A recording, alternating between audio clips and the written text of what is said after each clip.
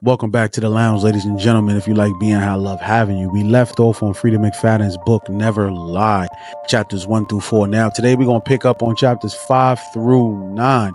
As the couple walked into the doc's room, Miss Adrian, Dr. Adrian, whatever you want to call her, as they walked into the room, they saw elegance in the room. They saw designer items. They saw high-class fragrance in there. But they seen that the room was empty and it was still dusty. So they was like, I don't know what the light that was going on upstairs in the room, but it seems like nobody's been here. So they wound up leaving the room. As they're walking, they see like another little office space area, and that's when Ethan was like, yo, this is gonna be my space right here where I can conduct my business. And Tricia's like, yo, I don't think you're gonna do that because we ain't living in this house. And this is where I kind of was like, yo, why y'all keep splitting up in a house that y'all still don't really know what's going on? Ethan leaves her in the room, and I'm like, bro, why would you stay there? Or why would you be willing to just split up? But you know, like something crazy is going to happen sooner or later, right? But Ethan goes downstairs. He wants to just leave her upstairs, tell her to just look around or whatever. And that's when she starts looking around. I'm like, why are you looking around the office of a supposedly dead woman, right? But Trish, she sees this book called The Fear of the Anatomy, or the book Anatomy of the Fear that the doc wrote. And she also said it's a shame that she never got a chance to see the success from the book, because they said the moment that book came out, she disappeared. We then shoot to Adrian and her point of view, and she starts the chapter by saying patients kill their doctors, and that she's the only doc that sees patients in a home, and that she vets them so much. She has like a great vetting process that if she feel like there was something sketchy, she wouldn't do it, with the exception of one patient. But like, Freida gonna have it. She said it's gonna reveal itself in due time. I'm like, Freida, you won't get me. I'm paying attention. I'm really paying attention because I think it's something between Ethan and the doctor. Long story short, she also fired Paige as well.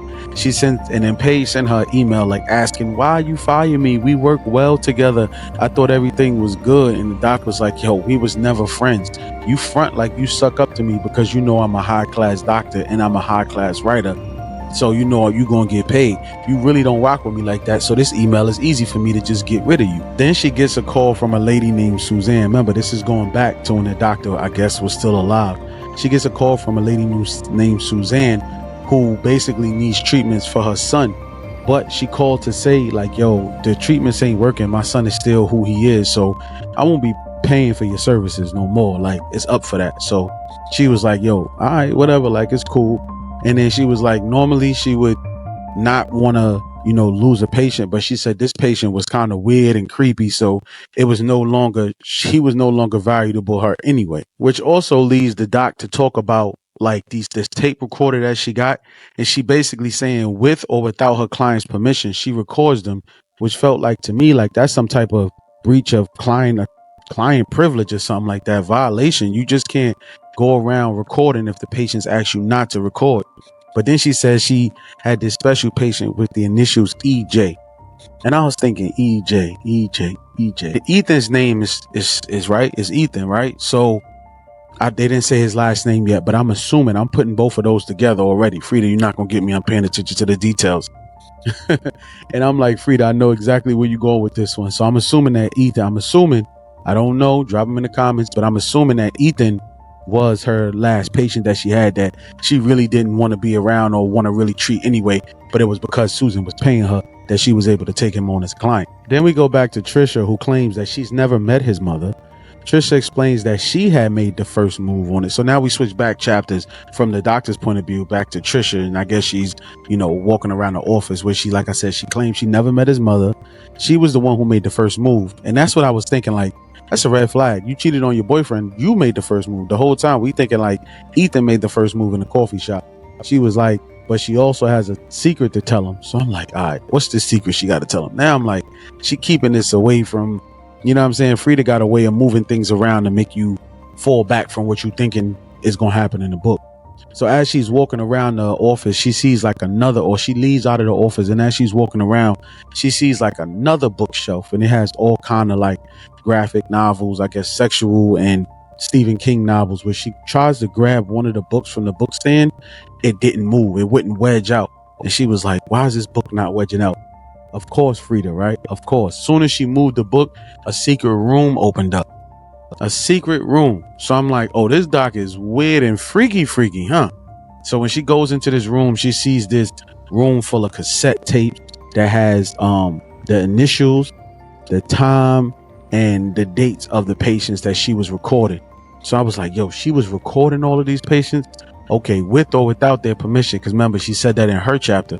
So I'm like, okay, Freida, I see what you're doing. I'm watching your moves. That's when, of course, Miss Nosy, Tricia, she gonna grab one of the tapes, because remember, she also saw the recorder. See where I'm going with this? She already know where the recorder's at, right? And then now she got the cassette tape. So we already know where Freida's going with this book. She's obviously gonna listen to one of these cassette tapes from one of the patients. So then she throws the book, she throws one of the cassettes inside of, or one of the cassette tapes inside her pocket, because she don't want Ethan to know that she got it, and she know Ethan's gonna be against her listening to the doctor's tape. But it's something about Ethan, the way he looks at the painting, it's like, yo, I know her, and like she did something. So I'm thinking Ethan was, to me right now, I'm calling it, I think Ethan was the one that did something to her. But when Tricia come back downstairs, she see Ethan with a bottle of wine, and then she's like, I can't really get no wine. I'm like, why you can't get no wine? Like, why you can't get no wine? And then we come to find out, shorty girl pregnant, right? She don't want to tell him because they agreed no kids early in the marriage, and that his parents are deceased. Ethan's parents are deceased. He has no siblings and he has no friends, and that he also has a temper, and he has family money as well. And that's how he was able to be a CEO from the startup company. This is what Tricia is telling us about her husband Ethan. So she don't want to upset him or mess things up, because according to her, everything is perfect. So as they're sitting there in the living room, they basically like chilling, and she looks up and I guess she sees the painting, and she's like, yo, this is kind of weird that we in a dead girl house. And Ethan's like, yeah, you right, let's move the painting. So Ethan go over there, turn the painting around just to kind of get it off. And I can picture that where they sitting down, 2 glasses of wine. She can't drink because she's pregnant, but he don't know that yet. And then they see this picture, and then they gotta just kind of look at it and like, yeah, she's looking at us like she's looking down on us, kind of creepy. So I guess that's where Ethan took the picture off the wall and turned it around. And then moving into the last chapter, chapter 9, because we moving through this kind of quick. We get Tricia listening to the tapes, right? And as she remembered the recorder was upstairs, and now she has the tapes. And then Ethan went upstairs to use the main bathroom, the shower, which again, I was like, why is he doing this? Why do he keep leaving her downstairs by herself throughout the whole book thus far? But he went upstairs to shower because I guess they got it in, and that's when she was gonna be super nosy, and that's when she checked the tapes out. So here we have chapters 5 through 9. Something quick. I ain't trying to be here, all day trying to explain every little detail, but that's just the basis of it. They checked the rooms.